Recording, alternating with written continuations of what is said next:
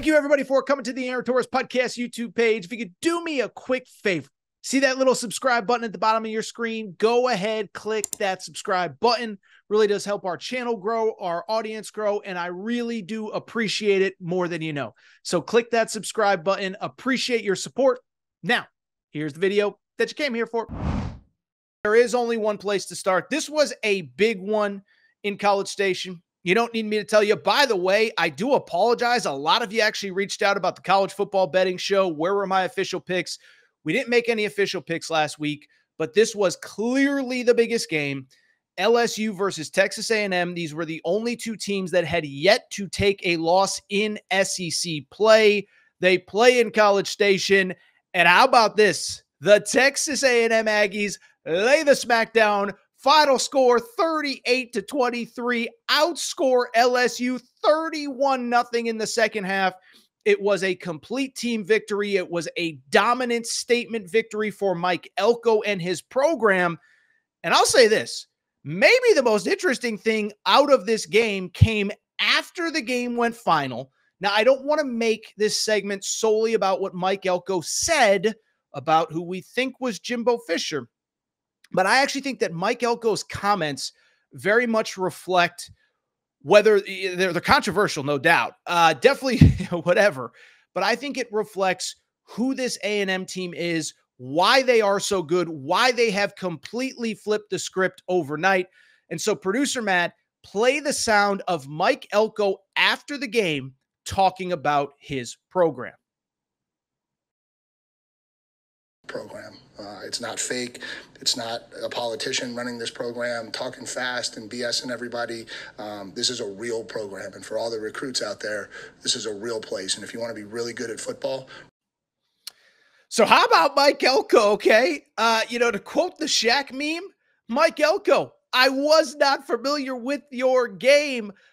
This is a real place. This is a real program. It's not fake. It's not a politician running this program, talking fast and BSing people, okay?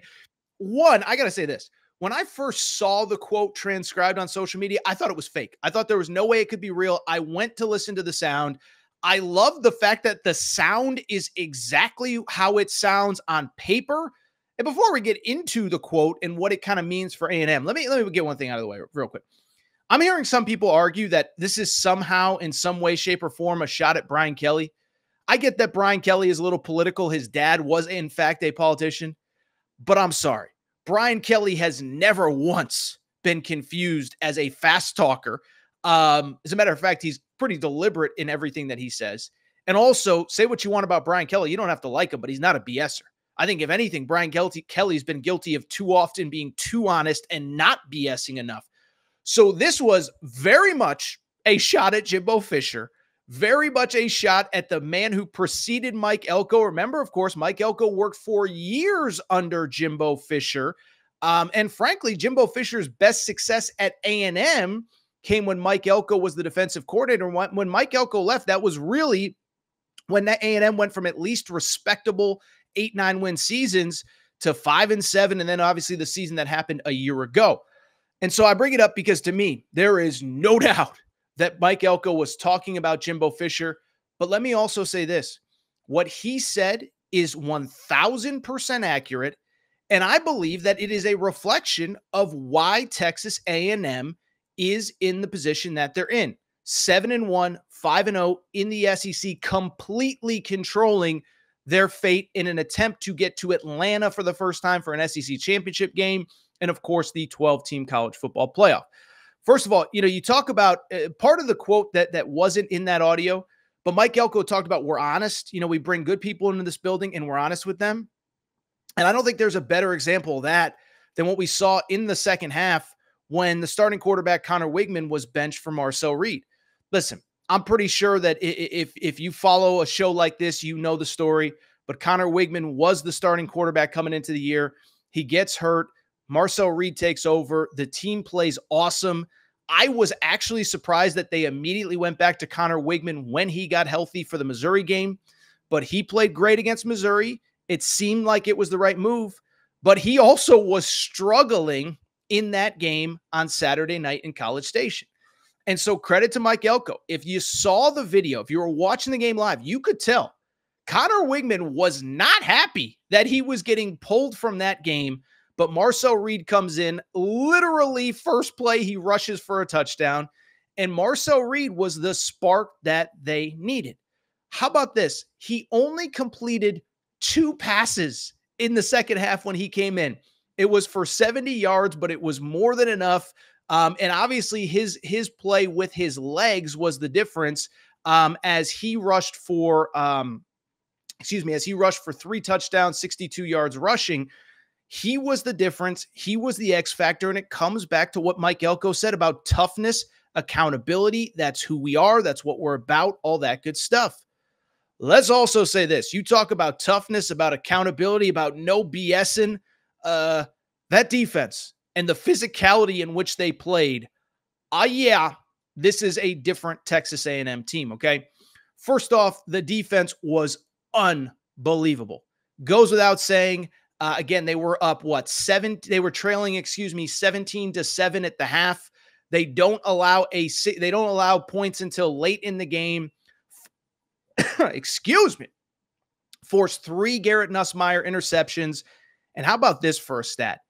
LSU, and I keep saying this, it's no disrespect to any individual player. I keep getting told how great the LSU offensive line is. Well, maybe it is because they've run the ball effectively the last 2 weeks. Not against A&M. 24 yards rushing on 23 carries. So the defense forces 3 turnovers. The defense forces LSU into 24 yards rushing on 23 carries. And then, oh, by the way, how about this?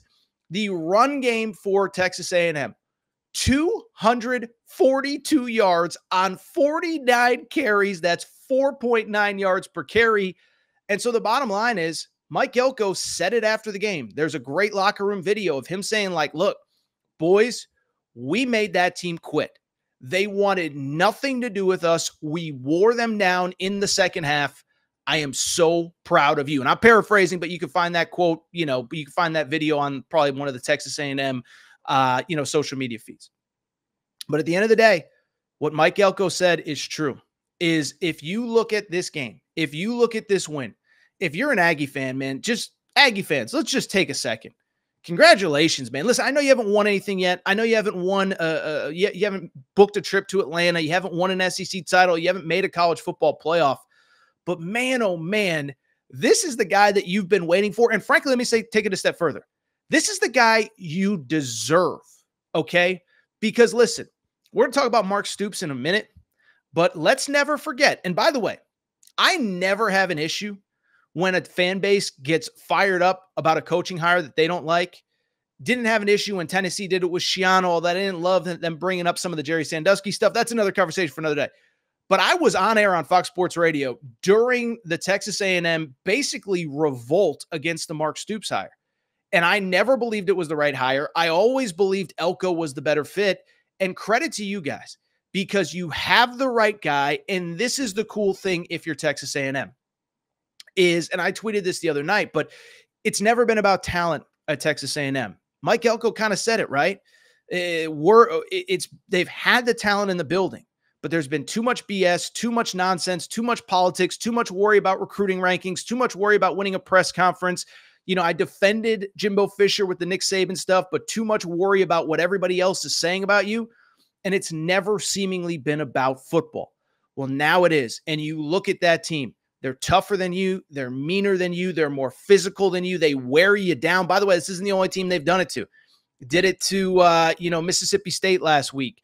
Did it a few weeks before that to Florida, where they just ran the ball right down their throat. Did it to Missouri, although that was a game that Wigman played well.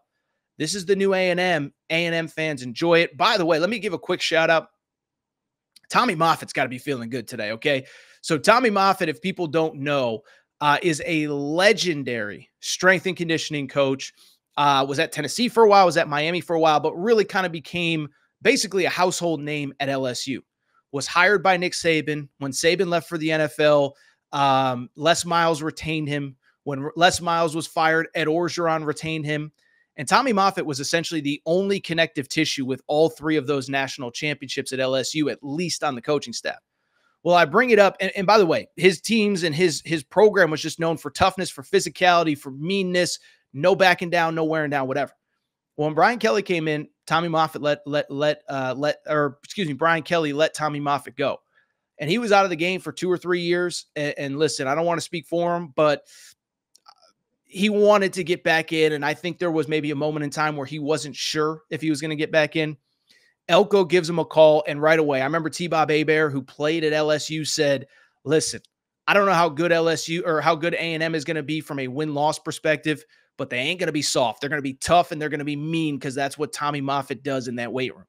Well, guess what? You fast forward to now, they not only win this game, they destroy LSU. They beat them up. They make them quit. They twisted their arm behind their back and made them say mercy. And I think Tommy Moffitt's got to be feeling good right now. His former employer, of course, just Texas A&M just dominated them. And so now if you're A&M, listen, you don't need me to tell you what's at stake. Everything's ahead. I mean, listen, it's going to be November. There aren't very many teams that you can say completely control their own destiny. I haven't done the SEC, playoff deep dive, but there's a lot of teams that don't control their own destiny at this point, even good teams. In the Big Ten, in the SEC, wherever it is, people need other teams to lose. People need to keep winning. Texas A&M, all you got to do is keep doing what you've been doing.